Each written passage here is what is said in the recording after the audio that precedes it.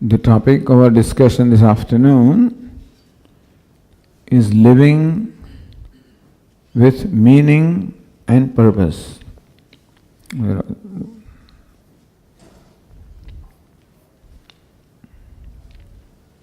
Living with meaning and purpose. So first of all, what is living? Living is not just breathing, that's not what I mean by living. A person is alive when the person is breathing.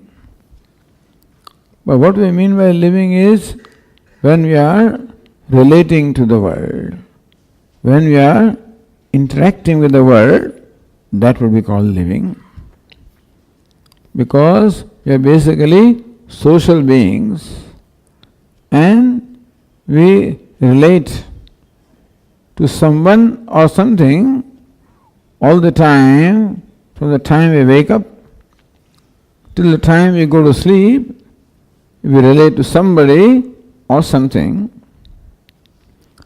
Sometimes the relationship may be with a physical person, with a situation. Sometimes it may be mentally also, we may be thinking of something that also is relating.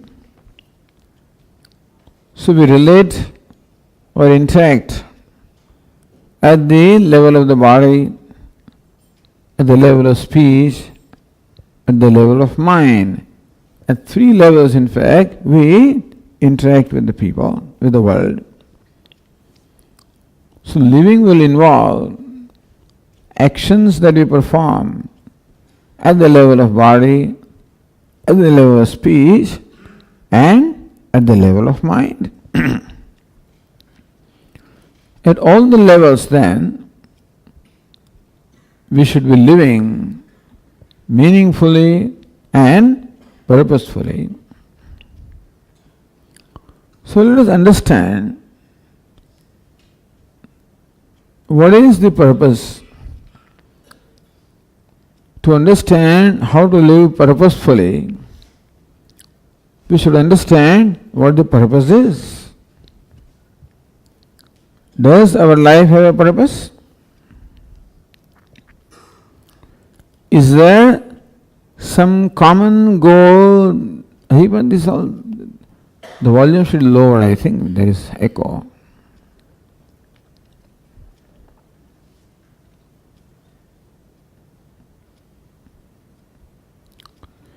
Is there some common goal that we are all sharing?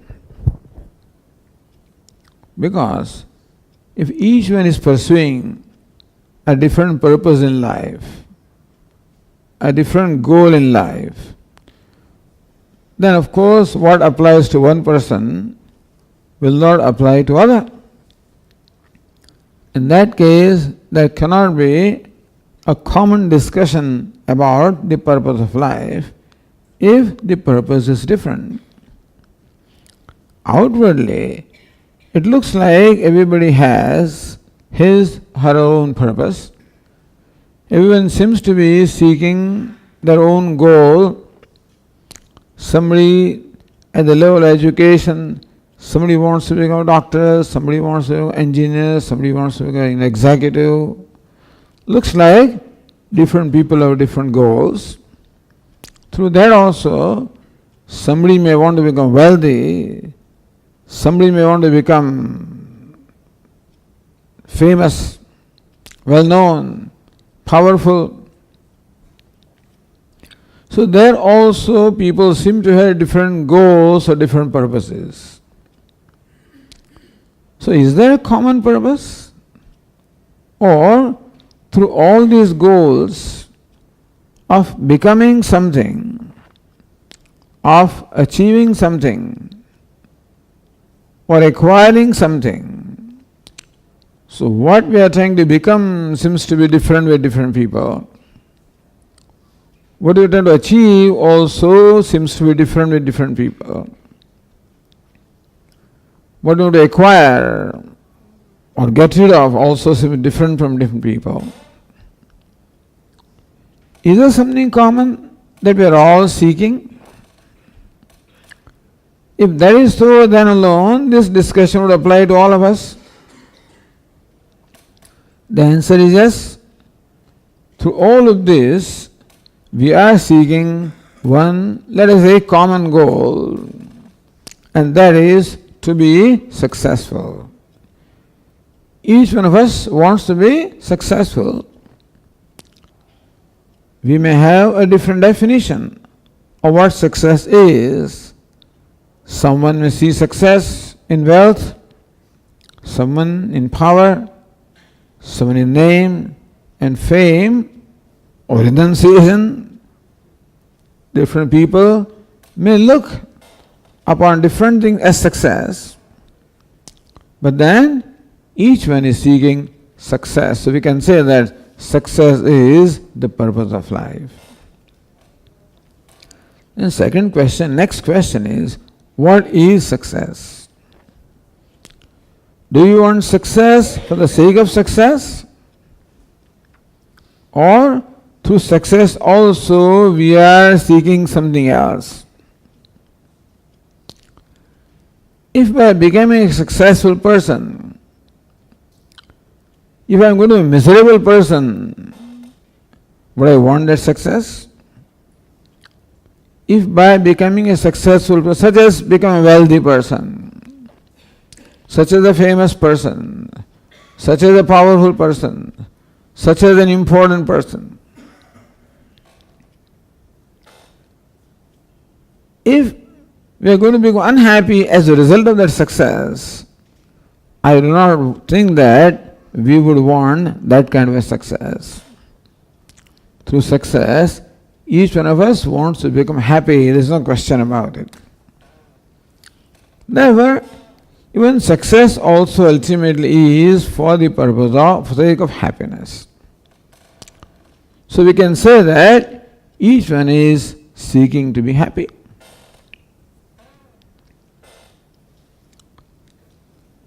Now, we also know what makes us happy. So reason why someone wants to become wealthy, famous, powerful, is because that is looked upon as a means of happiness, which is fine. If you do become happy when our desire is satisfied, if we do become happy when we achieve our goal, we do become happy when we are respected and honored, we do become happy when we are powerful and we are in a controlling position. We do become happy. So we just wanted to spend a little time in examining the nature of happiness that comes through all these sources. A source which is outside of myself, namely wealth, name, fame, position, a place, a time, an event. Many things make us happy.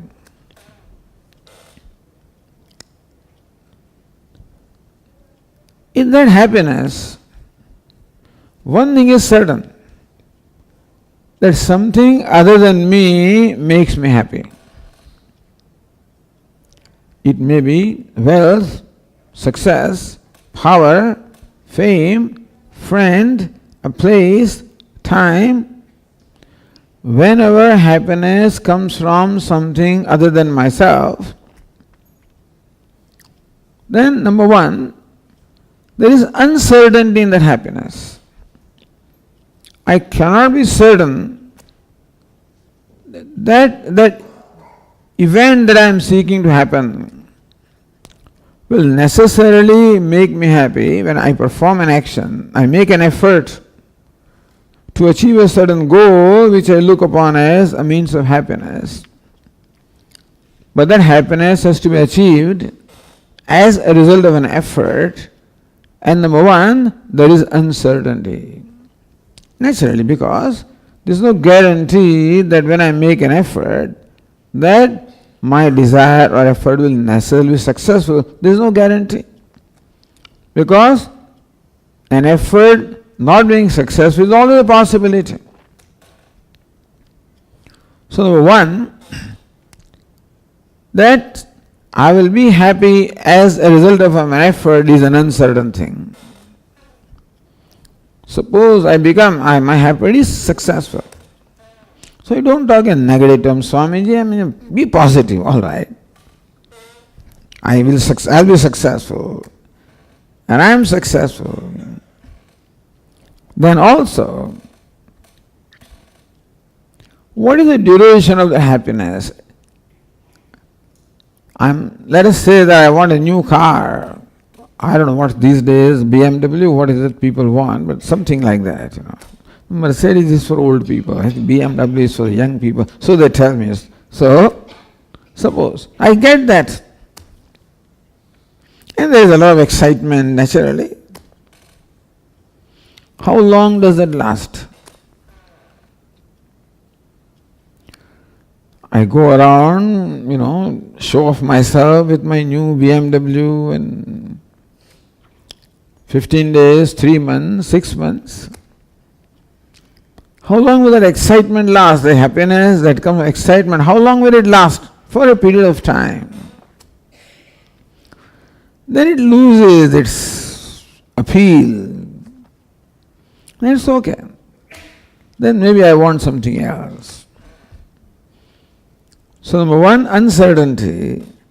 Number two, even when I achieve what I want, then also the happiness that something can give me is always going to be for a limited period of time.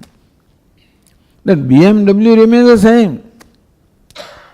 But my excitement about it, the BMW slowly slows down, and therefore it no more makes me as happy as it did earlier. So there is uncertainty. There is what we call the Kshaishnutam, meaning that it is for a limited period of time. There is always a dependence involved. Even when I go to a restaurant, looking forward to a great meal, some uncertainty is always there whether the meal will turn out to be what I want. Whether a movie will turn, whole world talks about Padmavat, whatever it is, and in Bombay, if you see, in Ahmedabad, you cannot see that. But suppose I go with all the excitement because I've heard so much about it, all right, It may not excite me at all, uncertain. If it does, for a period of time. And then also is always a dependence involved. Secondly, and further, just want you to sort of note, which we are all experiencing all of this, nothing new that I'm talking about. Only presenting observations about what we already are experiencing and what we will experience. Thirdly, usually that kind of an experience of happiness creates more craving than satisfying the craving. My craving may be satisfied for a moment, but when that experience is over, generally it gives rise to greater craving. So this happiness coming from a source outside of myself rather makes me more hungry and more craving than before. Meaning that for the same quantum of happiness, I need more of that thing. Formerly, maybe one slice of pizza made me very happy. Then maybe for the same quantum of happiness, I may need two, I may need three, because of the law of the diminishing returns. So understand that this leaves me more desiring, more craving, more dissatisfied as a result. This is also to be noted. And thus I find myself chasing one thing after the other. Because I achieve something, its excitement ebbs away, and then I find myself searching for something else, running after something else. What we call dependence, on Vedanta we call bondage, meaning that there is no freedom throughout this whole pursuit. No freedom before seeking happiness, no freedom after the happiness is over, and no freedom even when we are experiencing that. Because BMW may not turn out to be as exciting as I expected it to be. A given thing may not turn out to be as exciting as I expected it to be. Many people told me, Swami, that Padma is okay. I mean, no big deal about it. Depends on what you're looking for.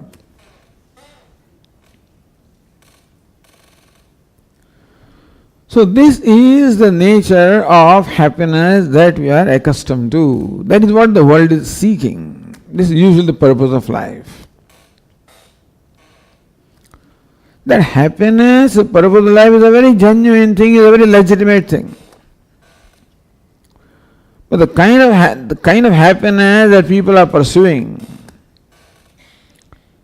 seems to include or seems to in fact result into more unhappiness than happiness. Because it comes from something outside of myself. For that, I have to compete with others. But usually there are more than one claimants for a given thing. And therefore, more often than not, we have to compete for achieving something. That competition also creates jealousy, creates distrust. Even two persons also may be good friends, but when they come in competition, as in school for example, he is also vying for number 1 rank and I am also vying for number 1 rank. We are good friends otherwise, but I may not share everything that I have with him. I found a new book, a new guide, some new method of solving. I'll keep it with myself because I want to be ahead of him. Such competition creates what? It divides people. It creates also jealousy. It creates distrust. This whole pursuit of seeking happiness from things involves thus running after something, competing for something, being jealous of somebody, being untrustworthy of somebody. This is what we observe everywhere. And always uncertainty, because I know that my effort may or may not be successful. Uncertainty always creates stress and fear. So thus the purpose of life is happiness, all right.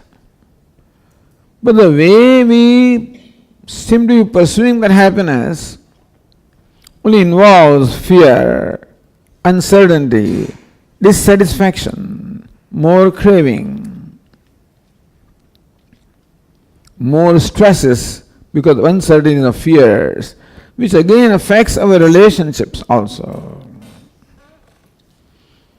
So overall, this vikas, this development, nothing wrong with it. I'm not against that development, don't think so. But this development for the sake of development, thinking the more you give to the people, happier they are, is all a wrong equation for a Vedantin.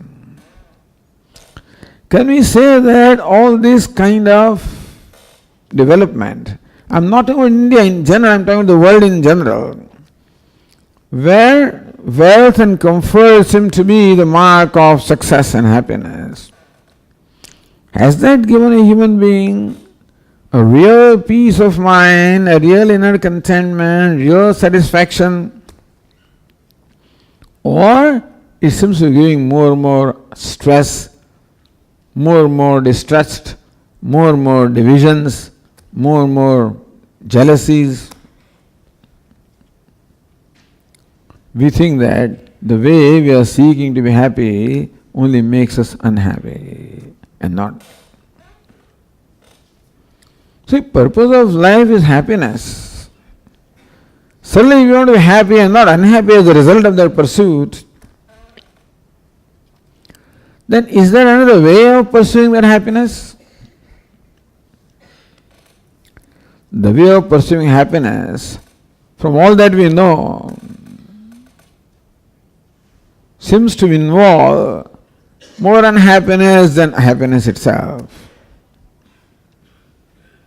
Is there another way of pursuing happiness where we can be certain it will produce happiness?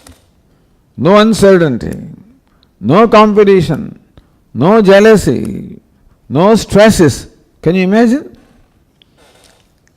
Could there be a way of happiness or pursuing happiness? Or could there be another source of happiness? Answer is yes, there can be another source of happiness also, and that is myself. So one source of happiness is everything other than myself, which involves, it is attainment of what is already was not unattained, and therefore it involves this effort. Nothing wrong with effort. You see, uncertain in other things that are involved in that. Other source or other way of becoming happy is to acquire happiness from myself. Oh Swami, you want to make us all renunciates? What do you mean happiness from myself? You mean I should meditate? I should renounce everything? Go to forest and meditate is the way to become happy? Not necessarily. You can be what you are. Do what you are doing. Achieve what you want to achieve. And still attain happiness from yourself rather than from something outside of yourself. Meaning that this pursuit of happiness does not require change in lifestyle, doesn't require change in what you are doing, it just requires change in attitude, that's all. Attitude of seeking happiness from other than myself, or the attitude of invoking or tapping into the happiness from myself. So there is happiness inside also. If there is happiness out there, understand that there is happiness within ourselves also. Unfortunately, we have concluded that I am an unhappy person. I am a lacking and wanting person. That I can become happy only when I have this and other things. Then only I can be happy. I have concluded that I am not a happy person as I am. If I have company, I can be happy.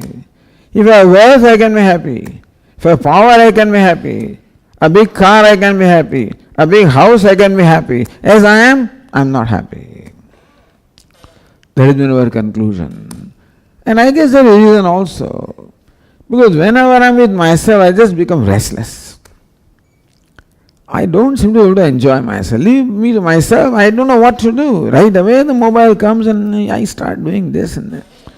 Wherever you see, as we were coming into the campus, we saw some park and boys and girls were sitting, but all looking, trying to keep themselves busy with something or the other. You know what this shows? It shows that somehow I am avoiding myself. Somehow I want to escape from myself, keep myself busy, distracted, so then we come up with new escape distractions. And the marketing people are very smart, they know this problem that I have with myself, and they oblige me by giving me new gadgets for distractions.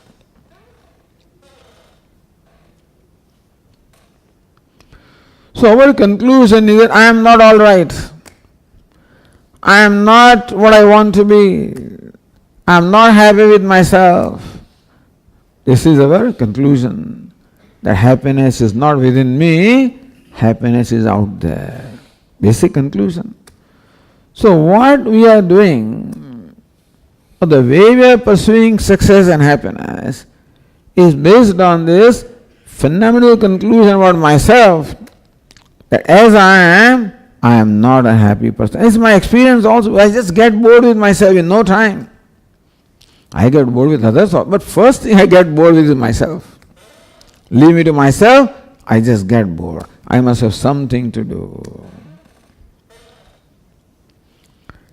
That conclusion about ourselves Is that a reality about ourselves? That's what Vedanta asks. See, we don't take things for granted. You are taken for granted that I am, unhappy, inadequate person as I am. And I must become happy. I'm unhappy as I am. I must become happy. That's my usual conclusion. Is it so? Vedanta says, no, that is not so. That conclusion is not right. That happiness can be. I will not say there is no happiness out there. There is happiness there also. But there is plenty of happiness within myself also. If I say there is no happiness there, then you won't listen to me. So I would not say that. But I will say there is happiness here also. Within myself also there is happiness. And that also can be tapped. It is tapped, when the tap is closed and you don't get any water from the faucet. Open the tap, is there for you to enjoy. So also tapping into happiness which is within myself is another way. What does it mean, Swamiji? Does it mean that you will become like you? Does it mean that you stop doing what we are doing? No. As I said, just change of attitude. What is the change of attitude? As long as I am a beggar of happiness, so long I will never discover what is within myself, There are these two passengers traveling in the olden days from Madras to Delhi in a train. Though those trains were slower, would take a long time from Madras to Delhi. So it is a first class coupe compartment in which these two passengers are traveling. One is a lower berth, other is the upper berth. The one in the lower berth is a very wealthy person from Madras, now Chennai, carrying with him a lot of cash money going to Delhi. You can imagine why he must be going there, There is another fellow who comes from Delhi. Delhi people, I don't know how it is now, but Delhi Thug means the fellows were all known to be crooks. So this is one of those fellows. And he had somehow found out that this wealthy person from Madras is traveling with a lot of cash money with him. And the only purpose that he was traveling was to snatch that away, steal from him. He managed to get a seat in the same coupe compartment.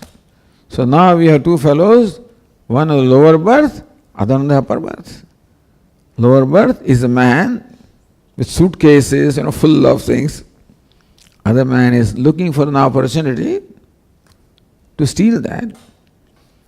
So the train is moving, comes the evening, afternoon.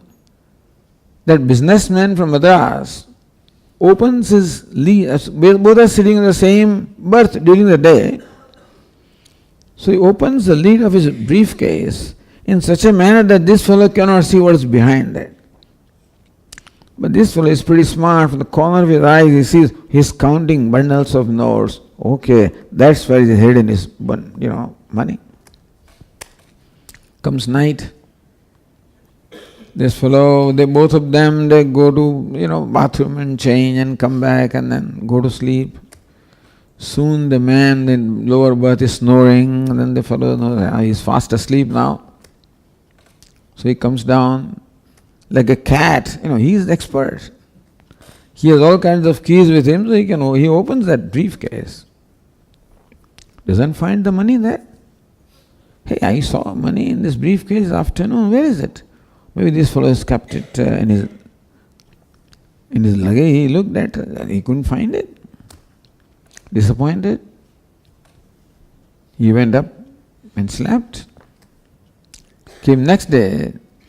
Again about noon time, this man opens his briefcase, counts his money, and this fellow sees from the corner of his eyes, hey, he has money in this brief. What happened to the money? Maybe at night he's hiding someplace. Okay, I will have to, this time I will not live with 2 nights they had. Comes second night, same thing, the fellow on the lower berth is snoring. with so much money, it's amazing how he was just, fear at all, no problem. This fellow could not sleep, So he comes down, looks at the briefcase, doesn't find it. Another key opens his suitcase, doesn't find it. Says, maybe he's hiding it under his person. So, in such a very stealthy manner, he just moves about, his hand on the body of this fellow, whether he's hiding somewhere and cannot find anywhere. Disappointed, goes to sleep again. Next morning, Delhi is coming at about 10 o'clock. At 9 o'clock, this man again opens his briefcase, is counting money. This fellow is watching him. And he salutes him. Says, you are my guru. This fellow says, you are my guru. I'm a very famous thief from Delhi. And I used to pride myself in stealing anything, but today I realize that you are my guru. I don't want your money. I just want to know, where did you hide that money? He says, under your pillow. He looked everywhere, but not where it was. Because nobody would suspect that what I'm searching is under my pillow. You also don't suspect that happiness you are searching for is in my pillow or with myself, because I concluded it's not there. I'm not suggesting some meditation and stuff like that. That may come or not come. That is all right. You may want to meditate, but we will tell you some very simple thing. Just change of attitude. So that is where the meaning comes. Living with meaning and purpose. When purpose has become very clear to me, that I am searching for happiness is very clear, of course. But then that purpose becomes more clear, that I am searching for happiness from within myself. I want to tap happiness which is within myself. I don't feel it, Swamiji. If there is happiness within myself, I should feel it. On the other hand, when I am with myself, I just become most bored. I just dislike myself. I want to run away from myself. How can I then have the attitude that I want to tap happiness from myself? So there, the rule is, fake it till you make it. Fake it till you make it. Till you make it. Until then you fake. So fake, this fake is not a very good word. People have objected to this word. So fake means involves some kind of cheating. But here it means pretend. Pretend that your happiness is in yours. Even when you do not experience it, pretend that it is there. But fake and make as some kind of, sounds good, So what do? I act as though I'm a happy person. As though. I'm not. I don't feel. But I act as though I'm a happy person. See, when I'm an unhappy person, I act in a certain way where I'm there to grab. An unhappy person who wants to become happy has to grab things, isn't it? Grab this one, grab that one, and then there are always more than one fellow who want to grab the same thing. Then, we fight with each other, compete, and that's the usual thing. It is a jungle all, outside is all nothing but jungle. And survival of the fittest, and they will teach you how to become more fit than others, So that's what they will teach you here. How to become more fit than others, so you can be more successful, you can grab more. Okay. But there is one attitude of being a grabber. When you are unhappy, you want to grab happiness. When you are happy, you want to give happiness. That's another thing about happiness. That you have experienced that whenever you see something exciting, you always want to share with somebody. Hey, look at the sunrise, when all of a sudden you find, look at the sunrise. Look at the red moon. So it is our experience that whenever we are happy to share that happiness with others. Normally we don't want to share things. Money I don't want to share. My power I don't want to share. Even if I have to share, I do it reluctantly. As we are growing up, mother would give us a chocolate. Say, give half to your sister. I am most reluctant, but I have to give. Once mother goes away, I'll slap her and snatch away. That's a different matter. But reluctantly, you have to give something, you always reluctant in giving things.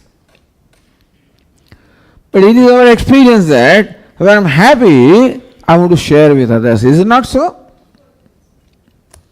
Hey, come on, taste this. So you are eating something, Hey, come on, taste this. Why do you want to share it? How come when I am happy, I want to share that happiness? What's the reason? Reason is, suppose I am enjoying something, some food, I give it to my friend, he puts a morsel of food in his mouth, and I see joy on his face, that makes me even happier.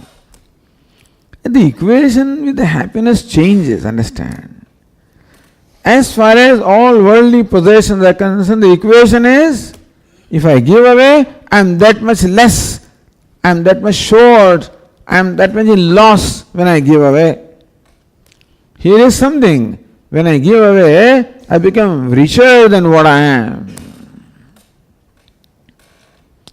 Therefore, a new equation, a new attitude of trying to derive happiness by making someone happy. Today, I derive happiness by making someone unhappy, understand? Because I have to grab. If I am successful, somebody is to fail, isn't it? Both the teams can't be successful. If India wins, the other fellow loses, and vice versa.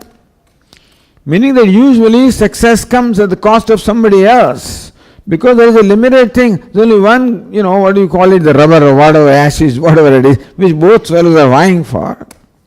If one gets, the other one doesn't get. And there is equal disappointment there. When these fellows are enjoying and drinking champagne and stuff like that, those fellows are all depressed. That's the general equation of happiness in the world. On the other hand, when you share your happiness, you become happier than what you were before. Therefore, now it's just a matter of attitude. Instead of becoming a grabber, I become a giver. Instead of grabbing, just give happiness. You don't have to give money. You know what you need? You just need to be a kind person. To be a giver, all you need to be is a kind person. Grabbing makes you what? A cruel person. When you are grabbing, competing with others, you see that that fellow is going down. Like when they go for these boxing matches, like this Cassius Clay, later on what was it called? Muhammad Ali.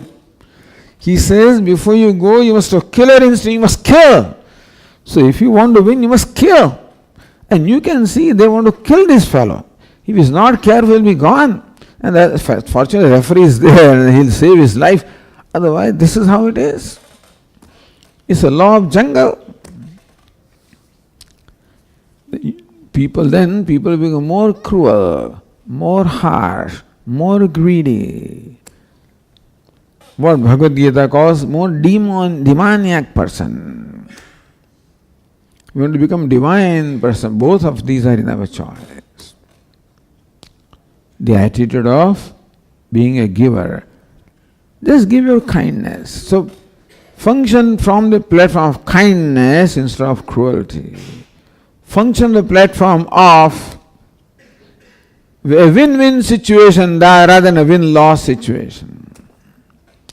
That my win should not mean the loss of somebody. Is it possible that I win and somebody also wins? It's all a matter of attitude. Thus, this makes you do whatever you are doing, you do your own business. But the purpose of business is not just the bottom line. Bottom line at any cost, that's not the purpose. Of course, that's what they teach also, the corporate social responsibility and stuff like that. But that's all 2% stuff, That's because we have to do. So this big corporation set aside 2% of their wealth, some profit or something like that. Okay, take it. That's all part of, tax saving and I don't know, they must be saving something from that also, I guess, whatever it is. Which is all that much also is good. But if I look upon myself more as a servant of people rather than as an exploiter of people, that whatever I do in there, I contribute to the comfort and happiness of others, rather than progress at the cost of them. If you have this attitude, we will find ways of doing it. Once you have a certain attitude and we decide to do something in a certain way, you will find ways of doing it. Meaning you can be a businessman, you can make your profit, and still you can be a contributor. Through the product that you are producing, through the services that you are providing, the attitude is not just to grab money from that, but to provide service, to make others happy. And then of course have your own happiness also. I mean, people are just shamelessly exploiting whenever they have the opportunity. All these stories about the stents, that they putting in the arteries, and then how the price of magnified. How much profit do you want? 12,400 crores. What will you do with that money? I don't know. What will people do with all that money that you get? 8,000. This fellow, one chief minister from Jharkhand, in 2 years he made 8,000 crore rupees. What are you going to do with that? The thing is that more you get, more craving it only creates, and we can never be satisfied. That's the equation there, unfortunately. More you get, more dissatisfied you are. People don't realize it's a trap.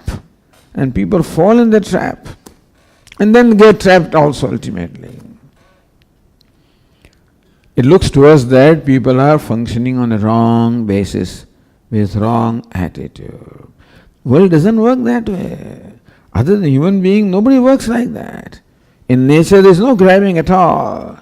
Nobody grabs what belongs to somebody else. They take what they need. In nature, all creatures take what they need and no more. Leave rest for everybody else. Only human being has no end to his greed and therefore he will keep on grabbing and grabbing and grabbing. For what? He doesn't know. Because more you grab, more craving there is. So you need more to grab. So more craving is there.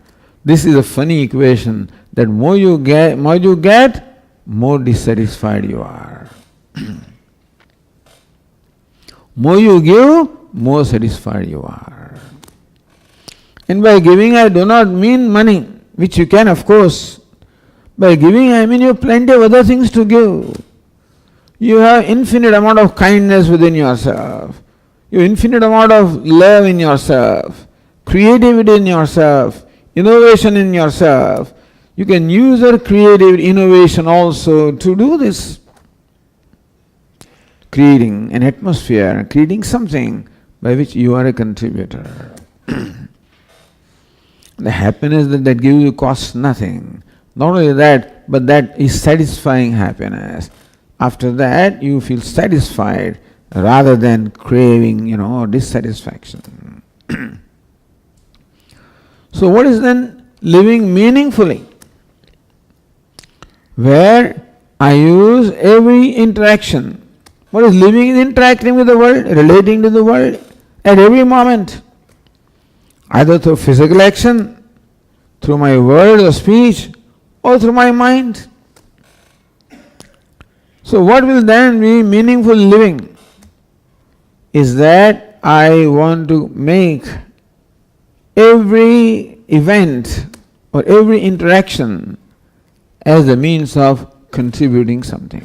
It may be just a little smile. It may be a little welcoming thing, you don't have to do big things, just small things. My guru our Swami used to say that whenever somebody comes before me, the first thought in my mind is, how can I be helpful to him? How can I? That is the first thought. The first thought that comes in my mind when somebody comes before me is, so either how can I be useful to that person, or how can I use that person? There are two ways of relating. My teacher said, how can I be useful to that person? What I say, how can I use that person? The two things, in every situation, these two choices are there. And that is the uniqueness about human being, that we give free will. This is possible only for human beings. No other creature can do this.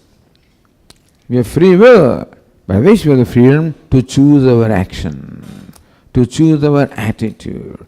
There may not be a lot of freedom, but this much freedom is there. I can choose my attitude. Even action also I may not have a choice. Swami, I do what my boss tells me to do. All right, but the attitude I can always choose.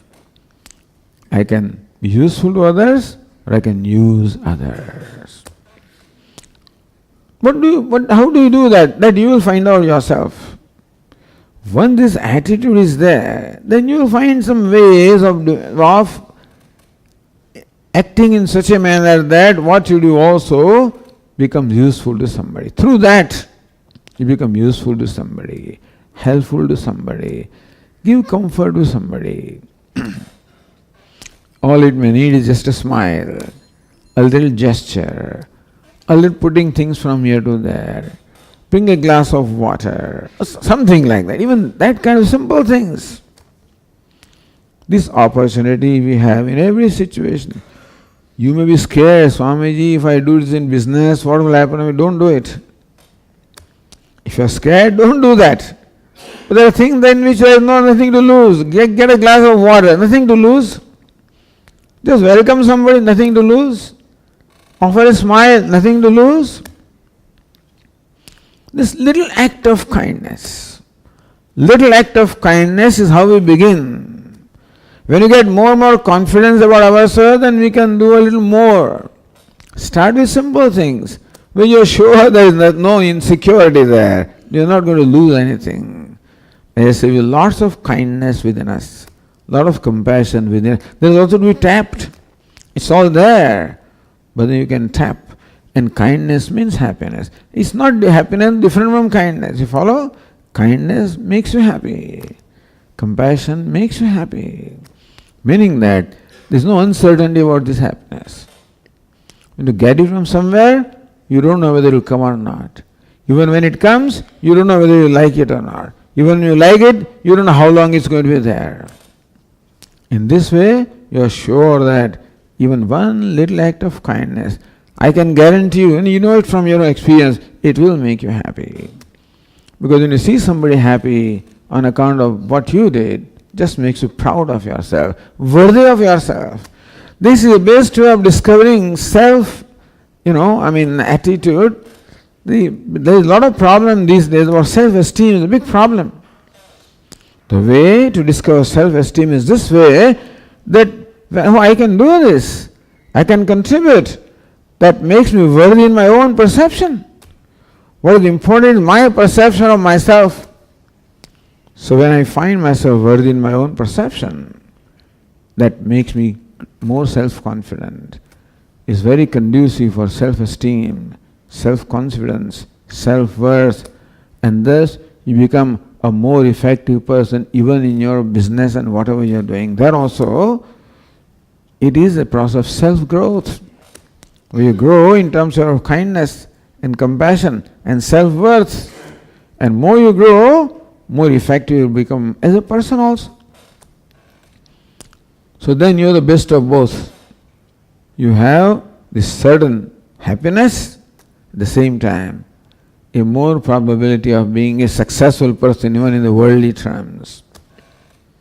So, thus living with meaning and purpose.